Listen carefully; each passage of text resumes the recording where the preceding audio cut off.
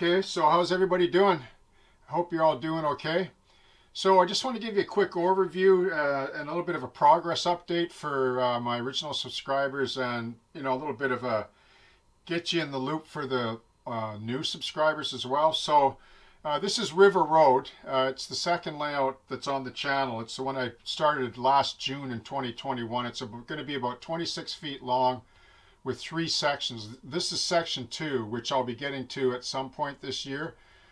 Section 1, I'll just take you to that in a second. But this is kind of where it ends, and the track plan continues and goes around the corner and then down another wall, which I haven't fully decided. But there will be a shops right here in the corner. So somewhere in there, it's all planned out. But okay. So I started kind of in this area. Well, I started in a few places, but this was one area, the foreground I wanted to model. This is all hard shell. Like I'll put in the final blackberry, the real delicate stuff later, because I'll be leaning over this. But this is very hard, right? It's all matte soaked in matte medium. Everything is. So it's just the way I've learned to do things over the years, especially in film, because everything has to take abuse. And I really like this method because you end up with a real robust, tough scenery. I don't have to worry about things. Like I can vacuum this with a brush and I don't really lose anything. There's no shedding really involved. The same goes with the trees. I know they're kind of labor intensive, trees, but they're really solid trees. They're wood and wire and matte medium with, you can see the wire armatures there. They're really tough. And I can pose limbs, move them, adjust them. So it's very sort of maybe over the top modeling in terms of what is needed, but that's just me, right? So this is code 70 microengineering. I have some of that in here. This is code 55 on styrene ties, and this is code 40 on balsa, and the locomotive runs on all of it fine. I just wanted to have a bit of a contrast, a different code rail and track there. This is kind of a defunct sort of siding here. Had a lot of fun modeling this. Is some earlier content under videos. If you go back chronologically, you'll see how I modeled all this. And then also have a how-to tutorial on the functional derail. I show you how to make these for HO or S or O, right? A lot of the work that I do is, multi-scale. Like it applies to the diorama, to the model railroad, N scale, even HO, S, O, 132, short line, ON3, whatever, right? So I just sort of had fun here. Everything's hand laid pretty much, except there is some flex track. All the turnouts are hand built on my own sort of shoot from the hip jigs. Like I don't use fast track jigs, although I endorse them and support them. I think they're excellent. I think they're the the primary feature, standard, for building turnouts, like in the industry, I think, or the hobby.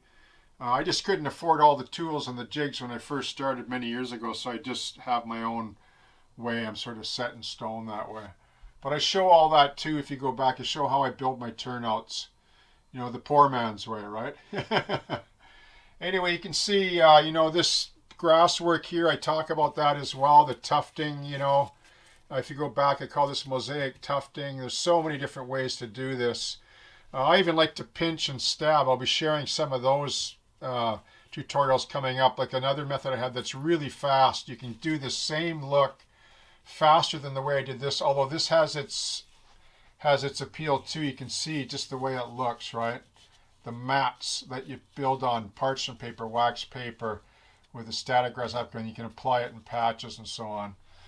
I show all of this, the pavement, the way I do it, the balsa wood, it's all there chronologically under videos. So there's probably 300 videos so far on Glover Road and River Road. So you can see that these are the buildings. They're all scratch built. Here's some other work I have on the go. That's part of the barge slip and the cell tower I built. All this is scratch built. I mean, there's a few things like that aren't like the container there by Aurora, which I really like. All the trash bins are scratch built. I built those at the beginning of Glover Road.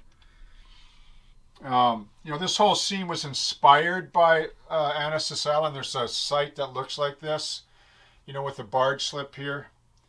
But it's all been heavily compressed, right? Heavily compressed.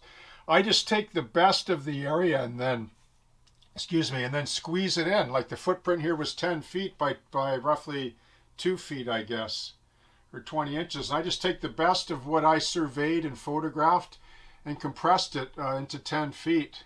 And I'm really pleased the way it turned out. I show how I do this rock work carved from foam. I sculpted 1,000 yards of foam back in the film industry days. You did a lot of my training and model making, in film when I was in that industry several years ago, or a decade or two ago. You can see here this building is scratch built as well, the big warehouse. That's getting painted next, or very soon now, because the brewery's in post. That should be pending soon. This scene here, somebody asked about how do you develop a scene. Like, it's just through sort of evolving and revisiting. Like, I never try to finish a scene like in one go.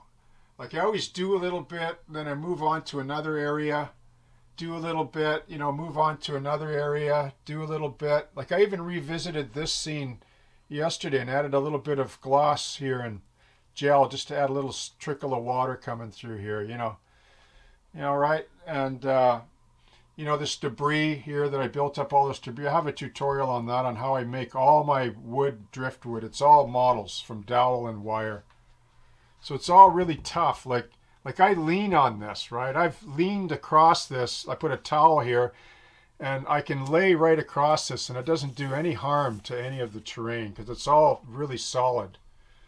Matte medium, say what you want, but the stuff, it's a little more expensive than carpenter's glue, but it's fantastic product.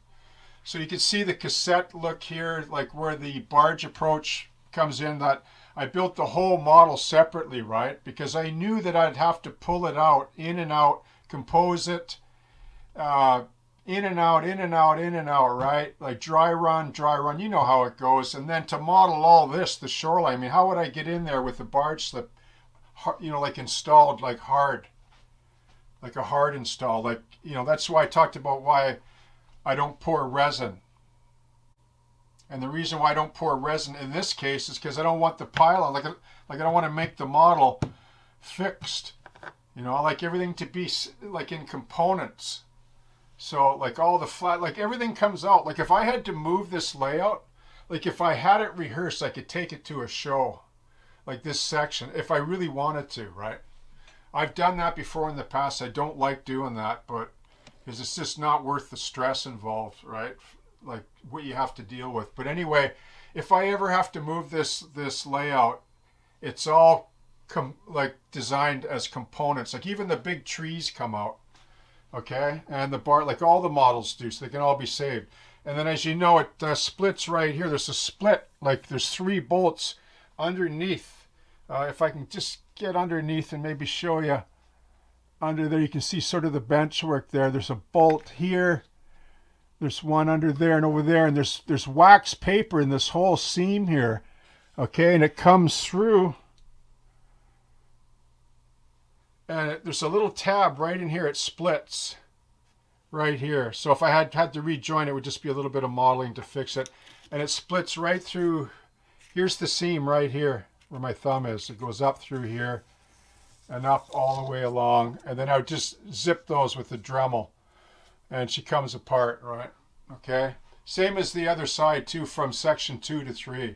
So, I spent the time to factor that in, because I'm not going to go through wrecking a model. Like, how it is. Oh yeah, I can take it apart, but then you have to pull out the Sawzall, right?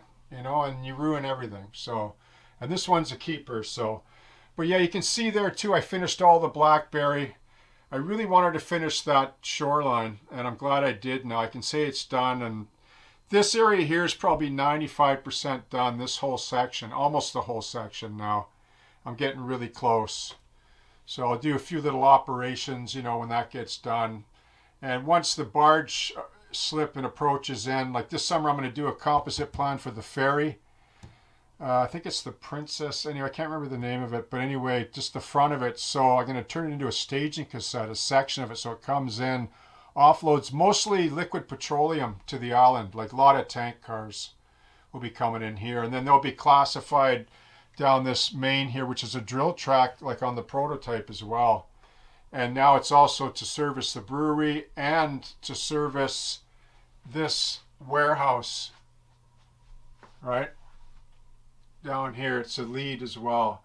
So, you know, there's quite a bit of operation just in this 10 feet here, right?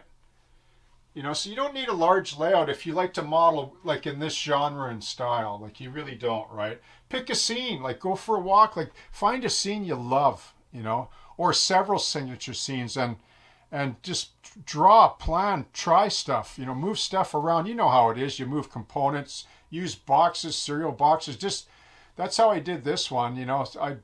There's 1,000 dry runs involved here, or hundreds anyway. And then you just compose your scene. You just evolve it as you go, right? And this is the way this one's turned out. And pretty happy with it so far. It just really clicks for me. I really love it. And I only have a small, humble roster. You know, I have maybe 12 locomotives. You know, I'm going to keep them mostly SRY, Southern British Columbia Rail.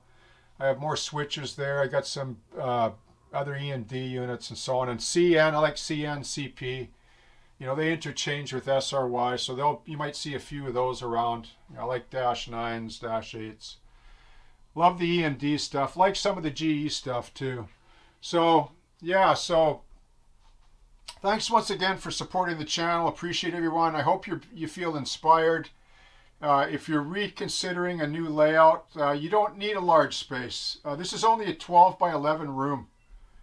Okay, so this room is very small, but you know, it's just nice to come here in the morning and have everything contained in one room. And like I say, you know, my bench is right here, right? It's right underneath, you know, and I have nice lighting, you know, and I can work here, and then it's convertible to paint. I pull that tarp over my tool. I'm very, you know, it's very sort of conservative kind of workspace. So, you know, and then I just come up here and here I am, right? You know, I can walk away and come back another day, okay? So thanks for tuning in, and we'll see you soon. And I hope you have a great day.